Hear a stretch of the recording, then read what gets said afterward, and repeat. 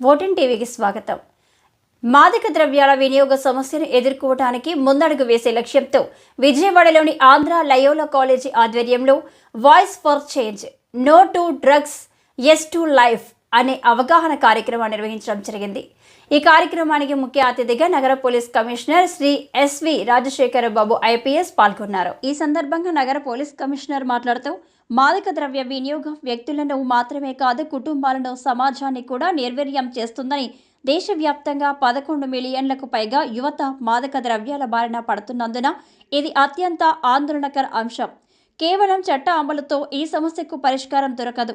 సమాజంలో అందరూ కలిసి ముందుకు రావాలి. యువత మాదక ద్రవ్య రహిత జీవనానికి ఆదర్శంగా నిలవాలి అని ఆయన అన్నారు. అదేవిధంగా సైబర్ నేరాల, డిజిటల్ అరెస్టుల బారిన పడకుండా తీసుకోవలసిన జాగ్రత్తల గురించి వివరించడం జరిగింది. ఈ కార్యక్రమంలో నగర police commissioner SV Rajasekhara Babu IPS, central ACP Damodar, Machavaram inspector Prakash, principal reverend for GAP Kishore, PT Parker, program coordinator Tabitha, మహిళా cell coordinator Moses Vandar, animator AICUF doctor Samuel, Dayakar, coordinator magic, ఇతర ప్రముఖులు, విద్యార్థులు పాల్గొన్నారు.